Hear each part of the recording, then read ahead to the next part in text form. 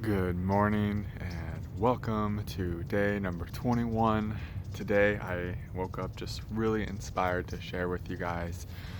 I've been writing so many journal notes as downloads and many breakthroughs and insights and revelations come to me. I was going to do a podcast today, but I just wanted to get in front of you guys and kind of do a podcast type of video. And this is just going to be me going through my random notes and breakthroughs. I feel like every little point here has its importance, and so know that this is going to be random. And yeah, let's just dive right into it. Dive right into it, shall we? um, Inability to complete tasks.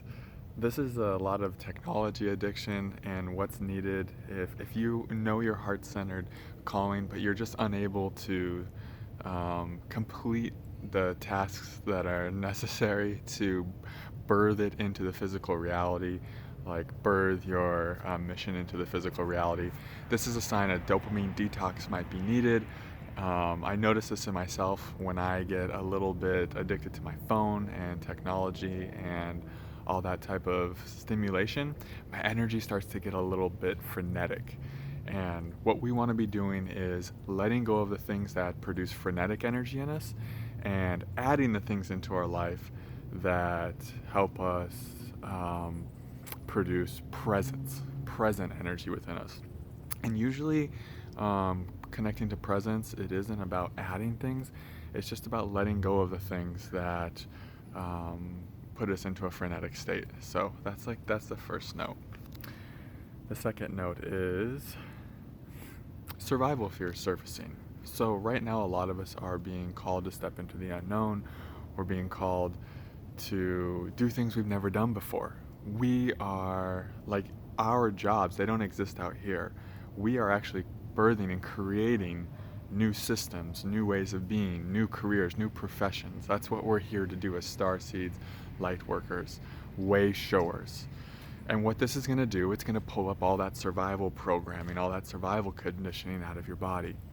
I've been having that happen here in Vegas. But no, this is happening for you. It's not happening to you. This is helping you just release a lot of heavier, denser programs rooted in fear and lack. And all you have to do is simply let those fear programs come up and feel them without believing the thoughts, without believing the fear-based stories the mind creates out of the energies of fear. That's the biggest thing when it comes to releasing these energies, is knowing that the mind, it creates a conceptualization of any energy that is just waving to someone walking their child there. The mind, it creates conceptualizations out of the energies that we're feeling. You don't have to buy into the conceptualizations of the fear-based thoughts. You just have to feel the energies and let them release. It's that simple. Can be difficult though. Do you believe in yourself? You don't have to trust in your ego. You just simply have to trust in the divine. Can you feel how the divine is doing this for you, through you? And when we can connect with that, there's a divine strength within us. There's this divine capacity to meet anything that comes our way. Then we really start to root into this, and we start to embody this belief in ourselves. And when we believe in ourselves, that's when we really tap into our highest potential, our highest timelines, and we start to feel an abundant nature start birthing within us. This is an interesting one. If we are in the top 1% of sensitive and open beings, this means we must be in the top 1% of powerful beings. It's like bringing a balance to that. So if you're watching this, you're more than likely very psychically open. You're more than likely very sensitive to environments, to people, to energies, to everything, right? And this is a beautiful gift. This is an incredible gift to be an empath at this level. But to bring that gift into balance, it's required that we are also just that powerful, that we are also one of the most powerful people on earth. And so it's so important that we harness and embrace the idea of stepping into our power and we make this a daily habit. And the simplest way to do this is find out where you're dissipating your power, what you're giving your power to, whether that's beliefs in your own field, in your own mind, whether that's a person, a system, anything. Where are you siphoning your power? What are you giving your power to? And to simply stop doing that, and to really, a simple way to do this is like your stomach, your hara. That's the root of our power. Can you feel into your hara and feel is there a clench there? Is there tightness there? Or is your hara relaxed? Is your stomach relaxed and open? Because that's the balancing force. If we're super sensitive and we're all over the place and it's super triggering and anxious, a lot of times it's happening up here. It's like a buzzing, a frenetic buzzing. It's up here, right? A way to bring that to balance is to come into the body, come into the gut, and to open there. And then that will really be a place that will signal to us, in the moment. Our gut will tell us in the moment, hey, you're giving away your power here to something, to a belief system, to an old paradigm, to an old pattern. You're giving your belief here to energies rooted in scarcity and lack, whatever it is. So that I thought that was an interesting thing to share. I covered that one. Pretty much covered that. Yeah, and the thing to know is, when we're moving from lack and scarcity into abundance, when we're moving from a powerless way of being into a powerful way of being, it's going to bring up all those programs. It's going to bring up those, you could say, lower vibrating energies in your body. And this is a really, really good thing. And it can be actually hard to maintain an energy and a vibration of power and abundance because we're just not used to it. We're so used to, have years and years, maybe lifetimes, of really embodying, these lower paradigms of control and fear and lack. And we have so much shame that in our body, and it's like that. Even though it's not the best experience in the physical reality, it's at least something we know, and we're comfortable with it. So when we start stepping into abundance and joy and power, it can be really uncomfortable, and it can be like we're just not used to it. And so we might taste it for a little bit, and then we go right back to the old pattern, right? And then we suffer some more there, and then we're like, okay, and then we step into our power again, and we start tasting it. And the thing is, and when we're in our power, when we're in our joy, when we're in alignment, we have to feel so much. It's like, oh my God, I'm feeling so much. I feel so big. Your presence feels so big. And for the little me, for those old patterns, it can feel so uncomfortable and almost disconcerting. Like, oh my gosh, this is just too much. The mind will say, this is overwhelming.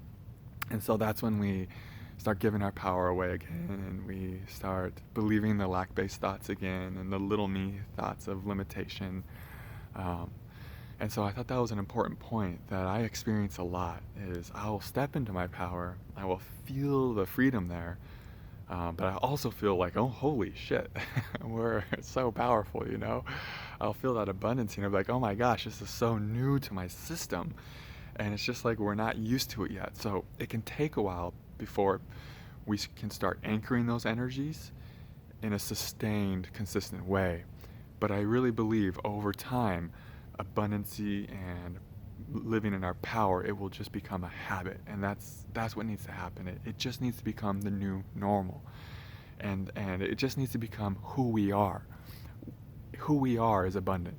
Who we are is powerful. Who we are is free. And so when those things, when those energies just become who we are, that's when I feel like it anchors and it really sticks. I'm going to move forward just a little bit because that sun is threatening to start shining in my eyes, and I got to protect these light blue eyes from the rays. So I'm just going to move here to finish the video. All right, moving on. Sorry for the little delay here. Okay. I'm just getting through all these notes. In Tennessee, for example, I feel like I stayed in my power and in an abundant state just enough to survive. Like in Tennessee, I had this belief that I can only just barely get by doing this spiritual work. I can just pay my bills and that's it. I had this belief that I could only just barely survive doing this type of work. And so I would stay in my power just long enough to do that. I believed that story. And so life gave me that. Life was like, okay, you're ordering up just barely surviving doing this work.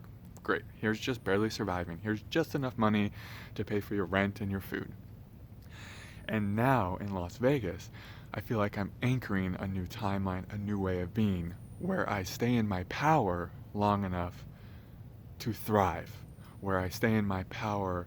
It just becomes, I feel like it's just becoming a way of being. Thriving is just becoming who I am now. And so that's a paradigm shift I'm experiencing in my own life, where like I said, I just used to do the bare minimum just to survive with my belief system, and now I feel like new beliefs are starting to anchor into my field, where staying in my power is just who I am, and therefore stepping into thriving is becoming something that I'm beginning to embody. I think I've said enough about that. Yeah, and this takes me to divine thoughts and shadow thoughts. So any thought that is not rooted in love, peace, abundance, joy, any thought that doesn't have that flavor is not you. It's just simply an aspect of shadow. It's an old trauma, it's a pain, it's just shadow. And so what we want to do is we want to honor where that thought came from. We want to honor the inner child that produced that thought, or the old trauma and wound in the body that produced that thought. We want to honor the pain, but we simply can just not believe the thought. Like if it's not literally a thought that's rooted in love, peace, joy, euphoria, whatever, a higher, right? Like who we are is pure love. Who we are is abundance. Who we are is joy. This is our essence. Who we are is peace. So it's just so simple to know if it's not a thought with that type of flavor, it's just not true. It's just not who we are. And we can just not believe it. We don't have to identify with it. Anything that comes up that's rooted in shame, lack, fear, guilt, all of this, we just don't have to believe that thought. We do not have to identify with it. We just get to watch it be there. We don't push it away. We don't suppress it. We get to watch it be there, and we just get to watch it dissolve in our space of awareness. And it's like those momentums of those types of thought, that momentum of negative thoughts, they start to ebb away once we stop identifying with them. And then when the thoughts of joy and creation and love start naturally emanating from our being, that's when we know, oh, that's who I am. Now we're starting to really feel the truth of who we are. And so that's the thing, discerning. Is this a divine thought or a shadow thought? And it's really easy to feel in your body which is which. And if it's a shadow thought, great, I'm going to be with the energy of it and feel through the energy, but I'm not going to give my belief and my interest and my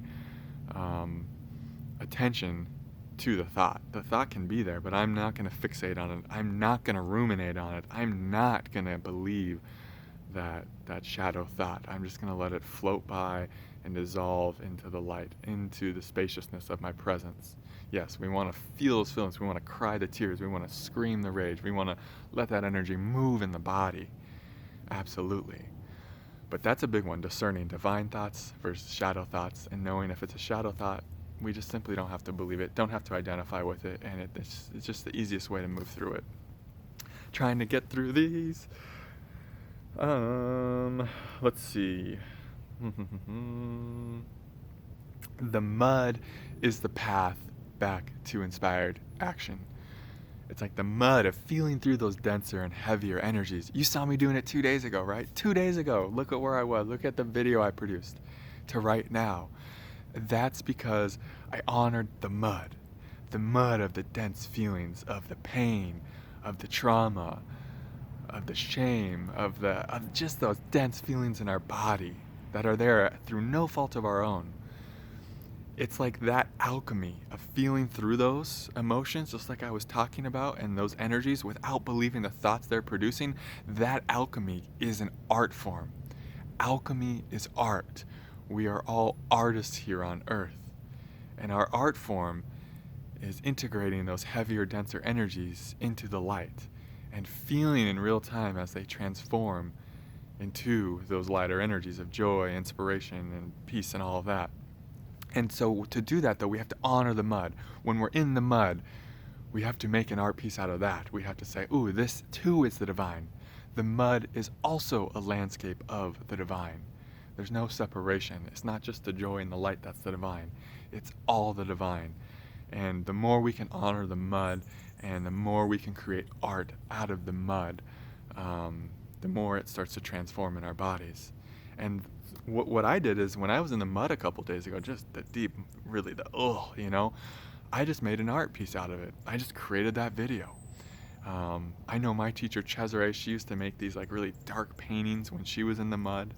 Other people, they like to make these just like, these darker songs maybe.